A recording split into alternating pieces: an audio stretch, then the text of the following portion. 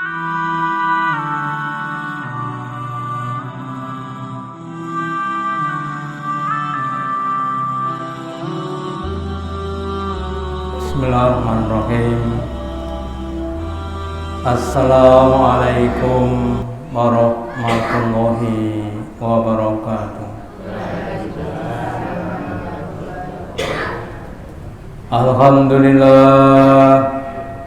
Alhamdulillahilladzi at'amana bi nikmatil imani wal islam. Asyhadu an la ilaha illallah wahdahu la syarikalah wa asyhadu anna Muhammadan abduhu wa rasuluhu la nabiyya wa la rasula ba'da. Allahumma sholli ala Muhammad wa ala ali Muhammad kama sholaita ala ali Ibrahim innaka hamidum majid wa barik ala Muhammad wa ala ali Muhammad kama barakta ala ali Ibrahim innaka hamidum majid. Qala Allahu ta'ala fi kitabihil karim. A'udzu billahi minasy syaithanir rajim. Ya ayyuhalladzina amanu ittaqullaha haqqa tuqatih wa la tamutunna illa wa antum muslimun. Bapak Ibu hadirin yang dirahmati Allah Ta'ala, yang pertama dan utama, marilah kita selalu meningkatkan, menambahi kesyukuran kita, keimanan dan ketakwaan kita kepada Allah Ta'ala dengan menjalankan perintah-perintahnya dan menjauhi larangan-larangannya. Mulai dari perintah yang kecil-kecil yang pahalanya sederhana sampai perintah-perintah yang lebih berat, yang lebih besar, yang lebih utama. Karena semakin berat, semakin utama amal-amal yang kita lakukan, insya Allah akan semakin meninggikan derajat kita di hadapan Allah Ta'ala. Salah satu amalan yang besar pahalanya adalah hijrah. Apakah hijrah itu? Bagaimana hijrah itu? Apa pentingnya hijrah? Maka pada kesempatan malam hari ini saya akan menyampaikan tentang hijrah dan seluk-beluknya. Semoga Allah Ta'ala berikan kepada kita pemahaman dan kemampuan untuk berhijrah. Yang pertama kita bahas dulu tentang bab masalah keimanan, bahwa salah satu kenikmatan agung yang Allah berikan kepada orang itu adalah keimanan. Dan keimanan itu tidak diberikan kepada sembarang orang, hanya orang-orang yang dicintai Allah Ta'ala. Sebagaimana disabdakan Nabi, innallaha qasama bainakum akhlaqakum. Sesungguhnya Allah Ta'ala membagi akhlak-akhlak di antara kamu, kama qasama bainakum arzaqakum, sebagaimana Allah membagi rezeki di antara kamu. Jadi kalau kita lihat dalam kehidupan sehari-hari, ada orang yang rezekinya banyak sehingga jadi orang kaya, tapi ada juga yang rezekinya dikit jadi orang miskin. Nah, demikian juga tentang akhlak. Ada yang akhlaknya mulia, orangnya tawadhu, orangnya sabar, tapi ada juga orangnya yang sombong, orang yang keras dan lain sebagainya. Namanya Allah membagi akhlak antara manusia. Wa innallaha azza wa jalla, dan sesungguhnya Allah dan yang maha gagah dan maluhur yu'tid dunya, memberikan dunia mulai dari harta benda, kedudukan dan lain sebagainya kepada mayuhibu, kepada orang yang dicintai, wa mal la yuhibbu, dan juga kepada orang yang tidak dicintai. Kalau bab masalah dunia itu siapapun diberi, yang dicintai diberi, yang tidak dicintai pun diberi. Orang-orang yang beriman seperti Nabi Sulaiman, Dzulqarnain diberi kerajaan. Tapi orang kafir seperti Fir'aun, ya seperti Namrud juga diberi kerajaan. Kalau bab dunia diberi semuanya. Kenapa? Karena dunia itu tidak ada harganya di hadapan Allah meskipun dengan sesayap nyamuk. Kalau ibu-ibu membeli sayap ayam 1 kilo pinten? Swiwi ayam 1 kilo pinten? Harganya pinten? 20 kilo, 20 ribu. 30 ribu. Nek sayap nyamuk pinten? Nggak ada harganya. Artinya dunia ini besok di hadapan Allah nggak ada harganya. Makanya diberikan pada siapapun. Ya, loh kok bisa begitu? Iya, contohnya begini. Ya maaf saja. Dulu ketika kita masih tahun 60-an, ada uang tuh satuannya sak ketip, sak sen. Tahun 70 seringgit manggilu. Manggilu masih tahu? Manggilu itu berapa? Manggil itu 5 rupiah, bukan 5 penggilo gini enggak. Sekarang orang dikasih 5 kilo enggak mau, jangan kalau 5 kilo. Anak kita dikasih 100 rupiah itu enggak mau. Sekarang satuannya terkecil anak kita tuh 2.000. Mungkin tahun 50 nanti bukan 2.000, 100.000. Ya. Itu artinya untuk menunjukkan tidak berharganya dunia. Ya, makanya diberikan kepada siapapun. Wala yu'tidin, dan Allah tidak akan memberikan agama, kefahaman agama, keimanan ila liman ahabba, kecuali bagi yang dicintai. Kalau masalah agama, masalah iman, masalah Islam, itu yang diberi hanya orang yang dicintai Allah Ta'ala. Meskipun bapaknya Nabi, ibunya Nabi, istri anaknya Nabi, kalau tidak dicintai, tidak diberi agama. Bapaknya Nabi Ibrahim tidak dikasih agama, istri anaknya Nabi Nuh tidak diberi agama, dan lain sebagainya. Lah alhamdulillah kita semua insya Allah diberi agama, berarti kita termasuk orang-orang yang dicintai Allah Ta'ala. Terus barang yang dicintai faqad ahabbahu, maka sungguh Allah telah mencintainya. Jadi tanda cintanya Allah kepada hambanya itu adalah adanya keimanan, adanya kefahaman terhadap agama yang ada dalam hati hambanya. Wala yuslimu abdun hatta yaslama qalbuhu, dan tidaklah orang itu dikatakan Islam, Muslim, kecuali kalau sudah Islam hatinya, walisanhu, dan lisannya ngomong asyhadu alla ilaha illallah wa asyhadu anna muhammadar rasulullah, maka hatinya juga berislam. Berislam itu manut, ya. Suruh ke utara, suruh ke selatan, ya. Diperintah sholat, diperintah zakat, diperintah korban, dan lain sebagainya.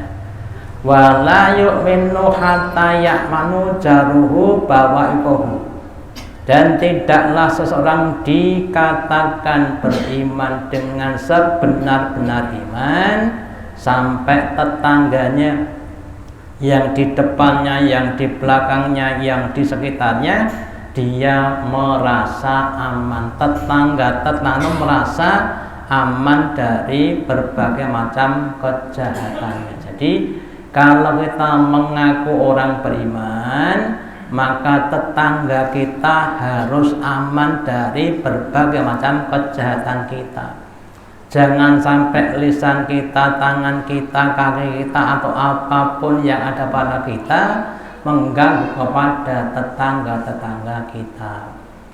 Kalau masih mengganggu entah dengan suara, nyetel TV, nyetel tape, nyetel radio, nyetel HP, ya, jam 12 malam banter-banter dangdutan namanya. Itu berarti kan mengganggu tetangganya, ya. Atau mungkin ayamnya nggak aman dari tetangganya.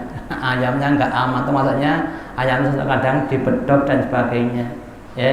Atau buah-buahnya, buah jambu, buah yang lainnya kadang tidak aman dari tangan, berarti kita orang itu tidak beriman dengan iman yang sempurna. Jadi keimanan itu hanya diberikan kepada orang-orang yang dicintai. Terus kalau kita hitung jumlahnya berapa yang diberi iman, kalau kita dasarkan pada sabda Nabi yang lain, di antara 1000 orang, Pak Bu, yang masuk surga besok itu cuma 1. Jadi yang masuk neraka itu 999. Ya, jadi setiap 1000 orang itu yang masuk surga cuma 1. Yang di neraka itu 999. Ketika Nabi bersabda begitu, sahabat saja itu merasa down. Saya mlebu swarga mung siji. Lah terus piye, ya? Penduduk Sabrang berapa? RW 4, RW 5 mamanya cuma 1000, sing mlebu swarga siji tok, sing nang neraka samusa. Ya. Maka kemudian Nabi mengisahkan besok itu ada namanya Ya'juj dan Ma'juj. Jumlahnya banyak sekali. Dan mereka kebanyakan orang-orang kafir, dan itu yang menjadi tumbal kita untuk kita masuk ke dalam surga. Jadi jumlahnya Ya'juj Ma'juj itu banyak sekali. Dan ada yang menjelaskan sebagian mengatakan itu adalah orang-orang yang bermata sipit, orang-orang Cina yang sekarang jumlahnya kurang lebih 1,6 miliar. Berarti sudah ada 1,6 miliar itu adalah penduduk negara Cina. Wallahu a'lam. Kemudian harga keimanan lebih mahal dibanding dengan sepenuh bumi emas. Berdasarkan sabda firman Allah Ta'ala di surat Ali Imran ayat 91, Innal ladzina kafaru, sesungguhnya orang-orang yang kafir, wa matu wa hum kufarun, dan mereka mati tetap dalam keadaan kafir, enggak jadi beriman. Fala yuqbala min ahadihim, maka tidak akan diterima dari seorang pun, satu orang pun dari mereka, mil'ul ardi dahaban, sepenuh bumi emas. Emas itu kalau 1 gram harganya berapa, Bu? 1 gram berapa? 500.000. Kalau 1 ton ya 500 tambah nolnya 6, berarti 500 miliar, setengah triliun. Lah bumi berapa beratnya? Bumi ini seberat berapa? Berapa ribu ton? Itu seandainya semua emas dijual untuk nebus tiket satu orang kafir, itu tidak akan diterima Allah. Ya, tidak diterima Allah. Berarti nilai keimanan itu lebih mahal dibanding dengan sepenuh bumi emas. Sehingga kalau kita maaf saja menjadi orang kafir, berarti suatu hal yang rugi, ya. Rugi sekali. Kenapa? Kita diberi kenikmatan yang mahal, terus kita jual hanya dengan kenikmatan dunia, itu namanya orang yang sangat rugi. Nah, sehingga kalau yang namanya barang berharga itu barang yang mesti dilindungi, yang mesti diselamatkan. Kalau panjenengannya ada kisah di Jakarta itu ada seorang ibu punya anak bayi ditidurkan di tempat tidur. Ketika terjadi kebakaran, saking gugupnya itu sing digendong bantale. Ya, anaknya ditinggal, padahal sing berharga bantalnya apa anaknya? Tapi karena gugup sing digendong bantale, anaknya ditinggal. Ya namanya orang gugup. Demikian juga orang kalau gugup menghadapi nikmat dunia, sing digendong niku sing dinikmati dunyane. Imannya ditinggal. Makanya kita jangan sampai gugup menghadapi dunia, ya. Terus ayat yang senada, yang sama maksudnya dijelaskan dalam surat Al-Maidah, surat yang kelima, ayat yang ke-36.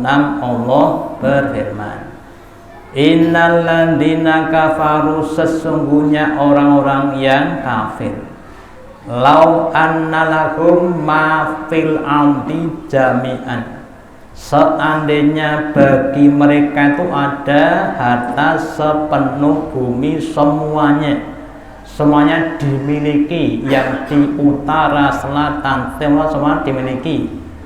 Wa mithlahu ma'ahu, dan semisalnya bersama dikalikan dua penuh bumi emas. Saya contohkan lagi, dulu tahun 70 kalau orang punya sawah 25 patok, sak patok ini paling 1/3 hektar. 25 itu paling belum ada 10 hektar. Itu sudah dikatakan sabuk galeng. Atau sabuk galeng. Sabuk ini galengan. Artinya sawahnya banyak, tiap hari paribasan panen jadi tuan tanah. Loh, kalau punya 5 juta hektar tanah, 5 juta hektar ndah sugih. Kalau punya seluruh dunia berarti tambah sugih. Tapi kalau dia kafir, sepenuh bumi ini dimiliki sendiri ditambah semisalnya. Liyaftadubi amin anda bil yaumal qiyamah, untuk menebus dirinya dari azab hari kiamat, matokobila minhum, tidak akan diterima darinya. Jadi keimanan itu sangat-sangat mahal sekali. Jangan sampai ditukar dengan barang-barang yang tidak berharga. Nah, mungkin ketika kita masih di dunia ya belum terasa, tapi nanti kalau sudah sampai di akhirat atau bahkan sampai di alam barzah saja, di alam barzah yang pernah saya sampaikan itu, ada 2 orang sahabat A dan B, masing-masing punya 4.000 dinar. Si A menggunakan 1.000 dinarnya untuk beli rumah mewah. Terus si B diundang ke rumahnya. B, saya punya rumah mewah, saya beli harganya 1.000 dinar. Kemudian si B pulang ke rumah, ngambil uangnya yang 1.000 dinar. Ya Allah, saudara saya si A sudah membelanjakan 1.000 dinarnya untuk beli rumah mewah. Sekarang aku akan gunakan 1.000 dinar saya untuk membeli istana di surgamu. Terus itu diinfakkan 1.000 dinar. Terus si A bilang, B, aku telah nikah dengan perempuan yang cantik, dengan berbagai macam pesta-pesta menghasilkan 1.000 dinar. Kemudian si B bilang kepada Allah Ta'ala, ya Allah, teman saya si A telah mempersunting istrinya yang cantik dengan 1.000 dinar. Aku gunakan 1.000 dinarku untuk mempersunting bidadarmu yang di surga. Terus si A bilang lagi, B, aku punya motor, mobil kendaraan yang mewah, yang aku beli dengan 1.000 dinar. Si B kemudian itu infak untuk membeli kendaraan di surga. Yang terakhir, 1000 yang terakhir digunakan untuk membeli sawah ladang, ya. Kemudian si B juga begitu. Lah ketika si A dan si B masih hidup di dunia, seakan-akan kehidupan si A lebih hebat, lebih nikmat, lebih nyaman dibanding kehidupannya si B. Tapi ketika A dan B meninggal dunia, apa yang dimiliki oleh si A? Si A nggak punya istri, nggak punya rumah, nggak punya kendaraan, nggak punya ladang. Kenapa? Karena ditinggal di dunia. Duwe bojo sak ayu-ayune bojone, nek sing kakung sedo gelem mboten meloten kuburan lebu. Nggak mau toh, rumahnya dibawa nggak? Kendaraannya nggak dibawa. Sementara si B ketika meninggal dunia dia dapatkan apa yang semua tidak dapatkan. Makanya kita semua Bapak Ibu jangan sampai menjadikan dunia sebagai tujuan, tapi gunakan dunia sebagai sarana untuk mencari kehidupan di akhirat. Terus kemudian setelah kita memahami begitu berharganya keimanan yang telah diberikan Allah kepada kita, terus kalau ada orang yang ingin menghilangkan keimanan kita, kira-kira bagaimana sikap kita? Ya, bagaimana sikap kita ketika ada orang yang dia menginginkan keimanan tadi dihilangkan? Sebagai nabi dan sahabat dalam masa kenabian 23 tahun, 13 tahun pertama di Mekah, di mana masyarakat Islam masih sedikit, banyak yang didolimi, disiksa, dicaci, dimaki, didolimi dan sebagainya, sehingga negeri Mekah saat itu tidak aman untuk berislam. Maka terus Allah Ta'ala perintahkan untuk hijrah. Hijrahnya itu untuk apa? Menyelamatkan keimanan. Bukan untuk mencari dunia, tapi menyelamatkan keimanan biar imannya selamat. Terus hijrahnya menempuh jarak kurang lebih 500 km dari Mekah ke Madinah. Nanti Pak Bambang berarti gelombang 1 gitu kan. Berarti nanti ke Madinah dulu, Madinah baru ke Mekah, ya. Jadi kalau jarak Madinah Mekah itu kurang lebih 500 km. Nggak naik mobil, naiknya Pak onta, kadang-kadang jalan kaki Pak. Tidak cuma jalan kaki, tapi kadang-kadang masih diburu, dikejar oleh orang-orang kafir.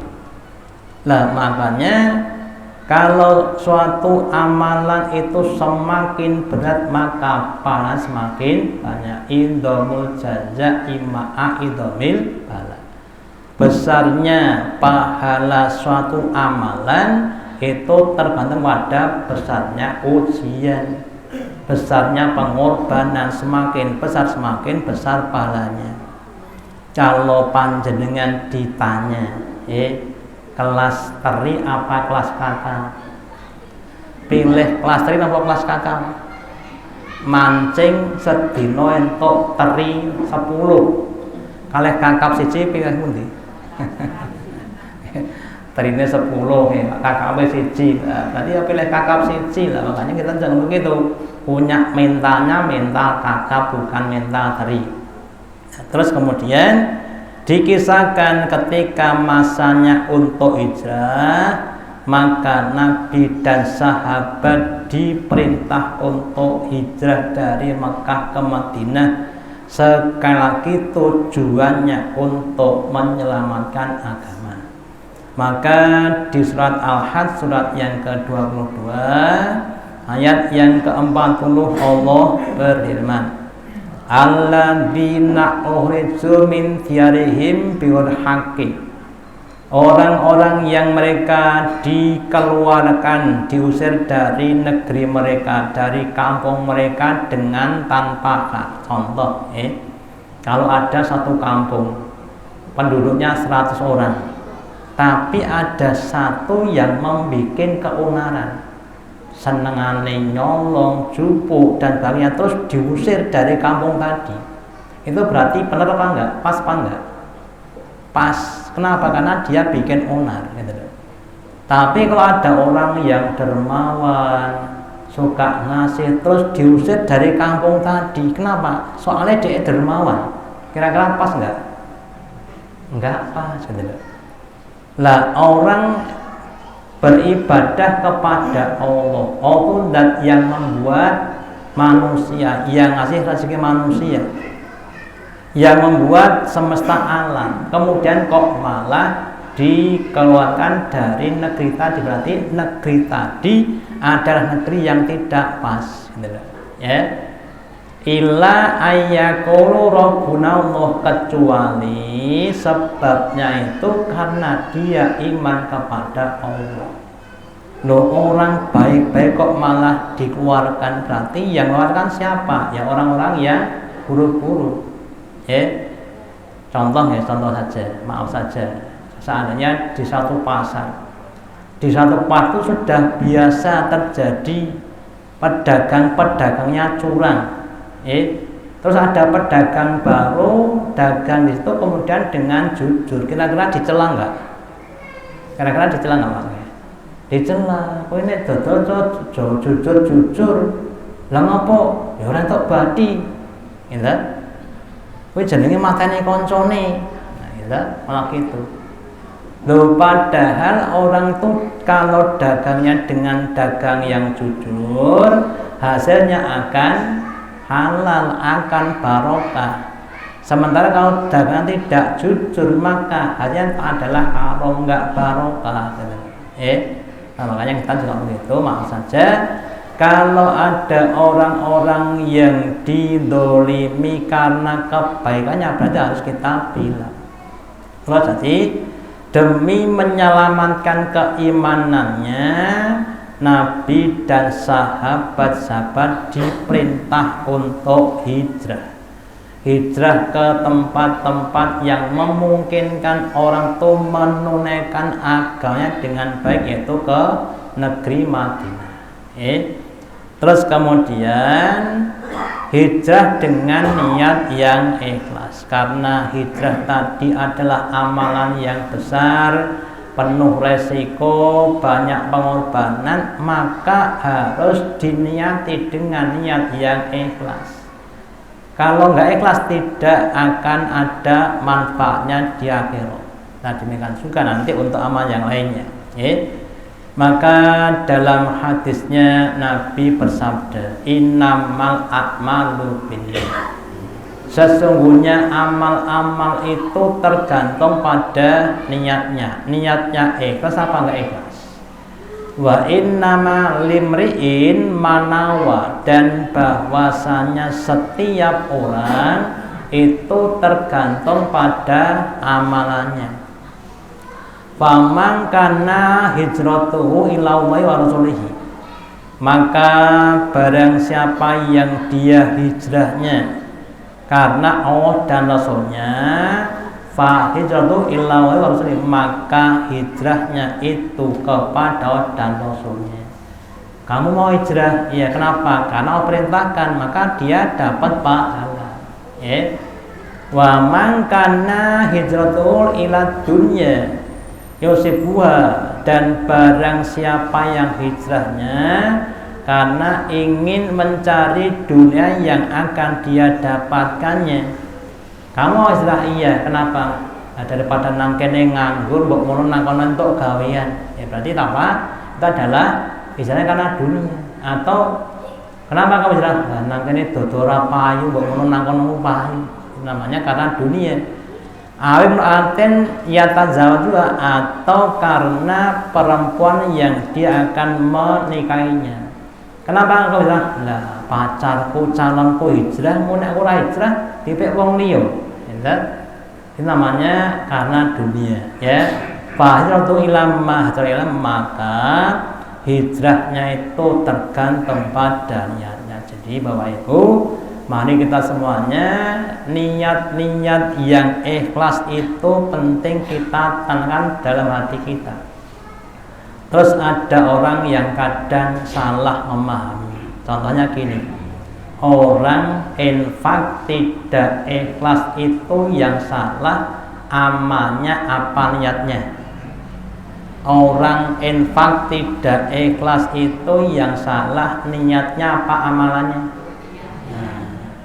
Terus berkata, Mas Bro, daripada infak ikhlas rasa infak baik. Salah, ya. Daripada infak tidak ikhlas, lebih baik infak dan ikhlas, karena yang salah itu niatannya, yang diperbaiki ya niatannya, ya. Terus ada yang mengatakan rasa infak baik. Seandainya ada orang infak tidak ikhlas, itu tetap ada manfaatnya, ya. Apa manfaat kepada yang diinfaki? Si A infak kepada B 100.000, enggak ikhlas, itu A enggak dapat pahala, tapi kan B dapat manfaat, okay? B dapat uangnya. Lah kalau A enggak infak, ya B enggak dapat apa-apa. Jadi kalau ada orang yang beramal tidak ikhlas, maka lebih baik beramal dan ikhlas, bukan tidak beramal. Terus kemudian sekarang Mekah sudah ditundukkan oleh Nabi Muhammad, sehingga Mekah menjadi darul atau wilayah Islam. Terus Nabi bersabda, la hijrata ba'dal fathi. Tidak ada hijrah lagi dari Mekah ke Madinah setelah Fathu Mekah. Jadi nanti ceritanya setelah Nabi di Madinah kurang lebih 10 tahun, terus Nabi membangun kekuatan, terus menundukkan kota Mekah dengan 10.000 pasukan. Sehingga terus Mekah yang awalnya tempat kemusyrikan kemudian menjadi tempat untuk orang-orang yang beriman, sehingga sudah tidak ada lagi hijrah dalam pengertian dari Mekah ke Madinah. Walakin jihadun wa niyatun, akan tetapi meskipun hijrah tidak ada, tetap ada namanya jihad. Apa? Kesungguhan li'i'lali kalimatillah, dimanapun kita harus untuk li'i'lali kalimatillah. Kenapa?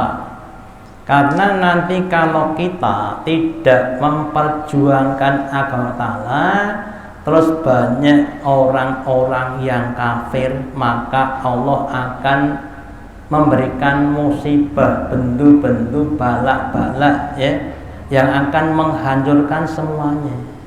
Jadi kalau kita itu mau berjihad, mau memperjuangkan agama ta'ala, sebetulnya adalah untuk menyelamatkan manusia. Ya, kita bisa lihat negara-negara, wilayah-wilayah yang dihancurkan Allah Ta'ala. Masih ingat namanya daerah Patebu di daerah Palu yang kena musibah namanya tsunami dan likuifasi. Jadi rumah begini ini sampai langsung ambles. Jadi tanahnya kemudian jadi ler-leran itu. Ada orang yang jalan cuma kurang lebih 400 meter, 2 jam nggak selesai, Pak. Makanya 2 jam nggak selesai. Kalau penjalan pas di ler-leran kan susah tuh, apalagi jeru-jeru itu. Itu kan apa? Karena banyak yang maksiat. Jadi kalau kita mau memperjuangkan Allah Ta'ala, maka negeri-negeri itu akan jadi negeri yang diridhoi oleh Allah Ta'ala. Kalau nggak diperjuangkan banyak yang mati, maka akan terjadi negeri-negeri yang banyak musibah. Ya. Lalu kemudian wa idastamfirtum fangbrib, maka ketika kalian diperintah untuk berjalan, bekerja, atau berjuang, atau berlari untuk pergi, ya pergilah untuk berjuang li'i'la li kalimatillah, dalam rangka untuk menyelamatkan kemanusiaan di dunia dan di akhirat.